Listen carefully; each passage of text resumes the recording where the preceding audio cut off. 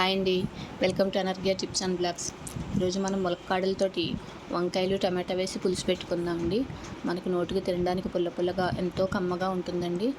Taste వచ్చేసి మనకు medium size ఉల్లిపాయలు 2 ఇలా కట్ చేసుకోవాలి. చిన్న చిన్న ముక్కలుగా. ఉల్లిపాయలు ఎక్కువ అవసరం లేదండి, మనం పులుసు పెట్టుకుంటున్నాం కదా.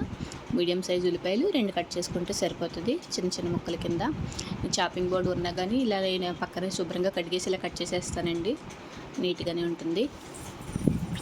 తర్వాత ఉల్లిపాయలు కట్ చేసుకున్న తర్వాత మనం ఒక టమాటోని కూడా కట్ చేసుకోవాలి. టమాటాలు కూడా ఎక్కువ అవసరం లేదండి, మనం కర్రీని బట్టి తీసుకోవచ్చు. నేను 2 ములక్కాడలతో చేస్తున్నాను, ఎక్కువ కర్రీ ఉంటే 2-3 వేసుకోవచ్చు. కొంచెమే కాబట్టి నేను ఒక్క టమాటోనే వేసాను. ఒక 4 పచ్చిమిర్చి చీలికలు చీల్చుకోవాలండి, పులుసు కర్రీ కదా. తర్వాత ఒక 3 వంకాయలు కూడా ఇలా చీలికలు తీసుకుని నీటిలో వేసుకున్నాను. పసుపు వేసి నీటిలో వేసుకున్నాను నేనైతేని. చింతపండు జ్యూస్ కూడా తీసే పెట్టేసుకున్నాను. తర్వాత స్టవ్ వెలిగించి కుక్కర్ పెట్టి ఆయిల్ వేసుకోవాలండి. ఒకటి 2-3 స్పూన్స్ ఆయిల్ వేసుకోవాలి. తర్వాత ఆయిల్ వేగిన తర్వాత మెంతులు జీలకర్ర వేసుకోవాలండి. మనం ఏ పులుసుకైనా మెంతులు వేసుకుంటే టేస్ట్ చాలా పెరుగుతుందండి. మెంతులు వేసుకోవాలి, జీలకర్ర కొంచెం. ఉల్లిపాయలు వేగిన తర్వాత ఒక్క నిమిషం కొంచెం పసుపు వేసుకుని ఒక 2 రెమ్మలు కరివేపాకు వేసుకోవాలండి. అవి కూడా కొంచెం మగ్గిన తర్వాత ఇప్పుడు మనం టమాటాని యాడ్ చేసుకోవాలి. టమాటాని కూడా మనం ఆయిల్లోనే వేసేసుకోవాలండి, మనకి మెత్తగా అయిపోతుంది గుజ్జు కింద. అలా మెత్తగా అయితేనే మనకు కూర చిక్కదనం వస్తుంది పులుసు. టమాటాని ఇప్పుడు మనం ఆనియన్లోనే వేసుకుని వేపేసుకోవాలి, మెత్తగా గుజ్జులా అయిపోతుంది. తర్వాత ఉప్పు, మనకు సరిపడా ఉప్పు, 3 స్పూన్స్ కారం వేసుకోవాలి.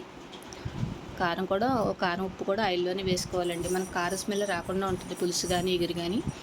కారం ఆయిల్లో 1 నిమిషం వేగితేనే టేస్ట్ బాగుంటుందండి, ఏ కర్రీ అయినా సరే.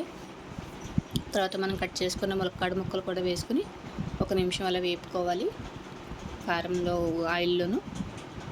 తర్వాత మనం వాటర్లో వేసి ఉంచుకున్నాం కదా వంకాయ ముక్కలు, అవి కూడా యాడ్ చేసుకోవాలి. 1 నిమిషం అలా మగ్గిన తర్వాత మనం డైరెక్ట్ పులుసు వేసేసుకోవచ్చండి. మనం కొంచెం నీళ్ళు వేసి అది ఉడికి పులుసు పిండాల్సిన అవసరం లేదు, మనం డైరెక్ట్ పులుసు వేసేసుకోవచ్చు. మనకు సరిపడా పులుసు వేసుకుని సరిపడా వాటర్ వేసుకుని ఇలా కుక్కర్లో ఒక 2 విజిల్స్ వేసుకుంటే మనకు సరిపడా మీడియం ఫ్లేమ్లో మనకు సరిపడగా ఆ కూర కరెక్ట్గా రెడీ అవుతుందండి. తర్వాత మనం మెంతి పొడి వేసుకోవాలి. మెంతులు జీలకర్ర పొడి వేయించిన ఫ్రిడ్జ్లో రెడీగా పెట్టుకుంటాను. అది ఒక చిన్న టీ స్పూన్ వేస్తే కూర టేస్ట్ ఎక్కడికో వెళ్ళిపోతుందండి. ఆ వేడి మీద విజిల్ తీసి వేయాలి, ముందు వేయకూడదు. విజిల్ తీసి వేసి మళ్ళీ ఇలా మూత పెట్టేస్తే చూసారా, ప్రెషర్ ఇంకా ఉంది కాబట్టి వేడిగా బాగుంటుందండి. Please subscribe.